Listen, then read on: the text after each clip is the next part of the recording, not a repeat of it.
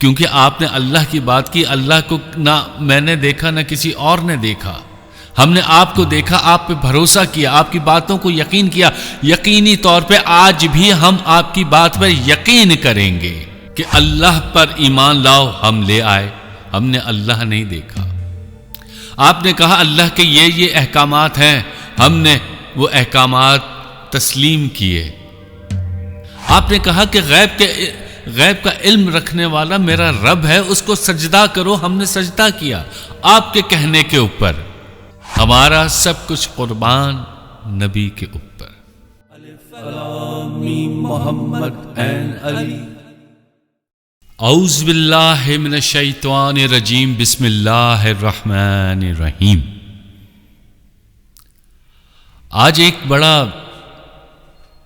اعتماد کے حوالے سے، بھروسے کے حوالے سے ایک واقعہ سنا جو کہ اچھا لگا، تو خواہش ہوئی کہ آپ کے ساتھ بھی بیان کیا جائے۔ واقعہ کچھ یوں ہے کہ حضور صلی اللہ علیہ وآلہ وسلم کا کسی یہودی سے سودا طے پایا کسی چیز کا، اور اس سودے کی مالیت تھی 500 درہم۔ اگلے دن آپ صلی اللہ علیہ وآلہ وسلم اس یہودی کے پاس گئے اور ان سے کہا کہ میرا اور آپ کا سودا طے ہو گیا ہے، یہ لیجئے 500 درہم اور یہ چیز میرے حوالے کر دیجئے۔ یہودی مکر گیا۔ اس نے کون سا سودا، کیسا سودا؟ میں نے تو آپ سے کوئی سودا نہیں کیا۔ آپ صلی اللہ علیہ وآلہ وسلم نے کہا کہ میری آپ سے کل بات ہوئی تھی اور یہ طے پایا تھا کہ آج میں آپ کو 500 درہم دوں گا اور آپ یہ چیز میرے حوالے کر دیں گے۔ یہودی مسکرایا، کہتا ٹھیک، یہ میں نے کہا تھا۔ آپ نے فرمایا جی آپ نے کہا تھا۔ یہودی نے کہا اگر یہ میں نے کہا تھا تو اس کا کوئی گواہ ہے؟ اب آپ صلی اللہ علیہ وآلہ وسلم ادھر ادھر دیکھنے لگے، کیونکہ اس بحث و تکرار میں کافی ایک ہجوم اکٹھا ہو گیا تھا، اور ان میں سے کوئی اس وقت سودے کے دوران موجود نہیں تھا، لہذا کوئی گواہ نہیں تھا۔ آپ صلی اللہ علیہ وآلہ وسلم تھوڑے سے پریشان ہوئے کیونکہ ان کے پاس کوئی گواہ نہ تھا۔ اسی دوران حضرت حذیفہ وہ آ رہے تھے، انہوں نے ایک بھیڑ دیکھی، ایک رش دیکھا، اور اس بھیڑ کو چیرتے ہوئے آگے بڑھے تو آپ نے دیکھا کہ حضور صلی اللہ علیہ وآلہ وسلم کسی یہودی کے ساتھ بحث و تکرار کر رہے تھے۔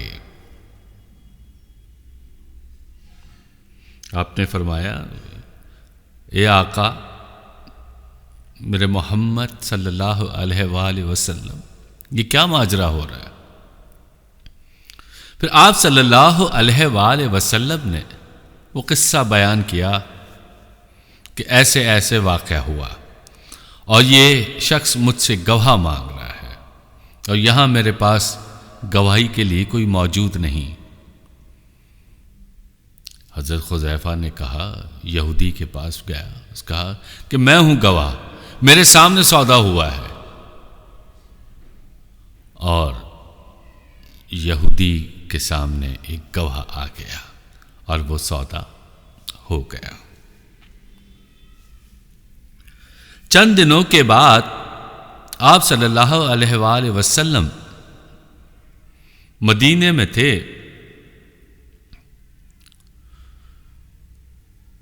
کچھ صحابہ، چند صحابہ بھی ان کے ساتھ تشریف فرما تھے، تو حضرت حذیفہ بھی وہاں پہ موجود تھے۔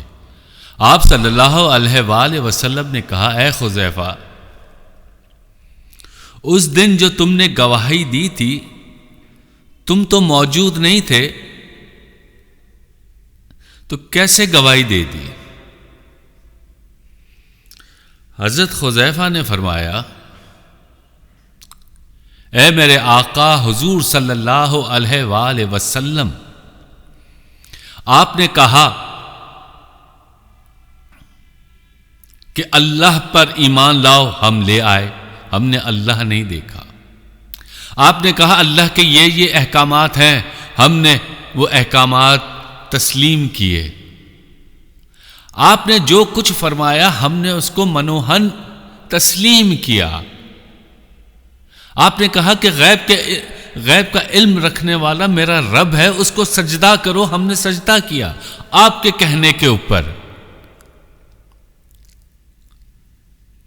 تو میرا حضور صلی اللہ علیہ وآلہ وسلم کبھی جھوٹ نہیں بھول سکتا، کیونکہ آپ نے اللہ کی بات کی۔ اللہ کو نہ میں نے دیکھا نہ کسی اور نے دیکھا، ہم نے آپ کو دیکھا، آپ پہ بھروسہ کیا، آپ کی باتوں کو یقین کیا۔ یقینی طور پہ آج بھی ہم آپ کی بات پر یقین کریں گے، چاہے ہم وہاں موجود ہوں یا نہ ہوں۔ سبحان اللہ، سبحان اللہ۔ یہ ہے میرے آقا نبی کریم صلی اللہ علیہ وآلہ وسلم۔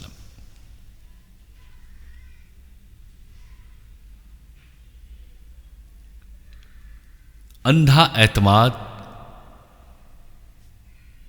نبی کے اوپر، ہمارا اعتماد نبی کے اوپر، ہمارا سب کچھ قربان نبی کے اوپر۔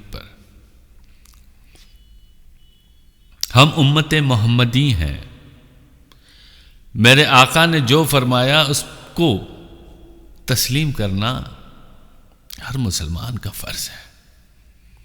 اس نے کہا سجود کرو، ہم نے کیا۔ اس نے کہا رب کے آگے جھکو، ہم جھکے۔ اس نے جو کچھ کہا ہم نے کیا۔ رب العالمین نے میرے نبی پاک پر قرآن پاک نازل فرمایا،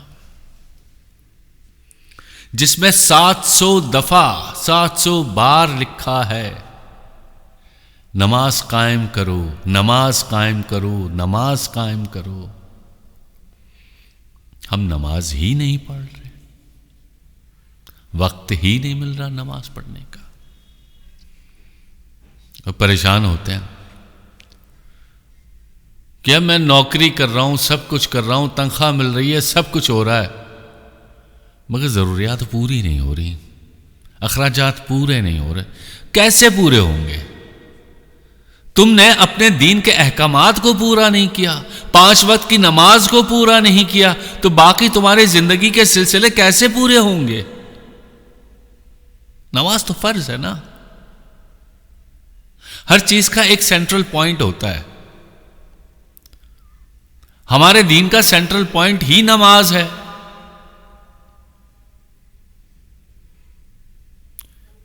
جبکہ قرآن پاک میں ہے 700 دفعہ لکھا ہوا ہے کہ نماز قائم کرو،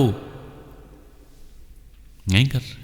ہر گھر میں پرابلمز ہیں، نہ اتفاقیاں ہیں، میاں بیوی کے معاملات چل رہے ہیں، بہو بیٹیوں کے آپس میں مسئلے مسائل ہیں، نند بھاوج کے مسائل ہیں۔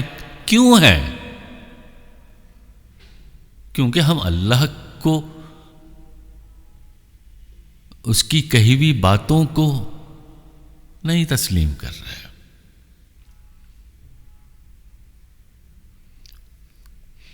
پہلے وقتوں میں یہ ہوتا تھا، ہمارے بزرگ جو تھے، ہماری نانی دادی، یہ لوگ سب فجر کے وقت اٹھتے تھے، نماز پڑھتے تھے، نماز سے فارغ ہونے کے بعد قرآن شریف کی تلاوت کرتے تھے۔ اب ہم کیا کر رہے ہیں؟ اٹھتے ہیں، سب سے پہلے اپنا موبائل دیکھتے ہیں کہ کسی کا میسج تو نہیں آیا، کوئی چیز رہ تو نہیں گئی، اس نے کیا کہہ دیا۔ یہ چل رہا ہے۔ نماز کیوں نہیں پڑھ رہے یہ سمجھ میں نہیں آ رہا۔ اگر آپ کہیں نوکری کر رہے ہیں، آپ کے باس نے کہا، آپ کے ایڈمن آفیسر نے کہا، آپ کے HR آفیسر نے کہا کہ صبح 9 بجے آنا، ورنہ تمہاری ایبسنٹ لگ جائے گی اور تمہاری سیلری ڈیڈکٹ ہو جائے گی۔ آپ تو صبح 7:30 بجے تیار ہوتے ہو، جوتے پالش کرتے ہو جناب، ٹائی شائے کوٹ شوٹ اپنا فل فلیش ڈریس ہو کر آفس جاتے ہو، اس ڈر اس خوف سے کہ اگر میں لیٹ پہنچا تو میری تنخواہ کٹ جائے گی، میری ایبسنٹ لگ جائے گی۔ یہ ڈر ہے، یہ خوف، اس وجہ سے آپ رائٹ ٹائم پہ جا رہے ہو۔ تو یہی ڈر خدا کے لیے بھی تو رکھو نا. اس نے بھی تو دن میں صرف اور صرف 5 وقت کی نماز مانگی ہے. فجر، ظہر، عصر، مغرب، عشاء، بس ختم. ٹوٹل یہ نمازیں پڑھیں تو 40 سے 45 منٹ کا ٹائم درکار ہے. وہ نہیں آپ کے پاس. آفس جانے کے لیے 1.5 گھنٹہ پہلے اٹھیں گے.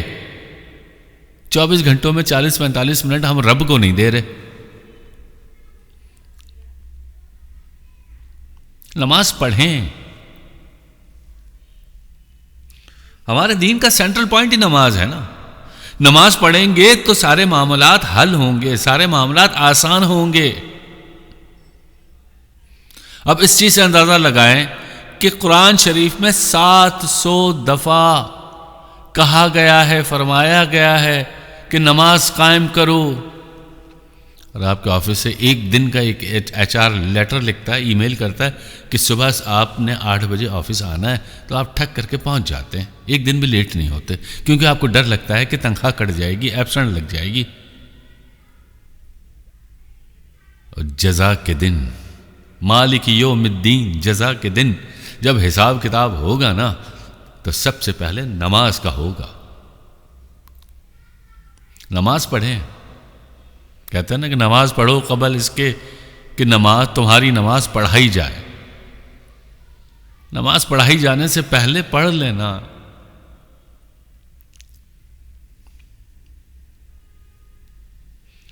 بخدا زندگی کے سارے معاملات بہت آسان ہو جائیں گے، کیونکہ ہم توکل لگاتے ہیں اللہ سے. ایاک نعبد و ایاک نستعین، اے اللہ ہم تیری عبادت کرتے ہیں، تجھے ہی سجود کرتے ہیں، تجھی سے مانگتے ہیں. واضح طور پہ کہہ رہا ہے. وہ پیار کرتا ہے ہم سے کچھ مانگ نہیں رہا، نہ ہم کچھ دے رہے ہیں، وہ ہمیں دے رہا ہے کہ تم نماز پڑھو بس. اس کے بدلے میں ہم کیا دے رہے ہیں؟ ہم کچھ بھی نہیں دے رہے، ہم صرف مانگ رہے ہیں. یا غفار، یا غفور، یا رحیم، یا کریم، تو ہمیں دے. ہم یہی کر رہے ہیں. ہم اس کو کیا دے رہے ہیں؟ کچھ نہیں. ہمیں چاہیے کہ ہم اس کو صرف 40 سے 45 منٹ دیں. بخدا 40-45 منٹ آپ دیں گے نا، 5 وقت کی نماز پڑھیں گے نا، آپ اپنے آپ میں خود تبدیلی محسوس کریں گے. بلا کی تبدیلی ہوگی، زندگی آسان ہوگی، گھر میں خوشحالیاں ہوں گی، سب کچھ ہوگا. میں آج گارنٹی سے کہتا ہوں کہ آپ نماز پڑھ کے دیکھیں، آپ رب سے مانگ کر دیکھیں، توکل کریں آپ رب العالمین سے. آپ سب لوگوں سے درخواست ہے، نماز پڑھیں. زندگی آسان ہوگی. اس گہما گہمی کے دور میں، اس مہنگائی کے دور میں اڑوس پڑوس میں کوئی کام نہیں آئے گا، رشتہ دار عزیز بھی کام نہیں آ رہے، چونکہ ان کے اپنے حالات، مالی مشکلات ہیں، سب کی ہیں. تو کیوں نہ ہم سب رب کے آگے جھکیں، رب سے مانگیں، رب سے فریاد کریں، وہ دے گا. جزاک اللہ خیر. الف لام میم محمد این علی. الف لام میم محمد این علی.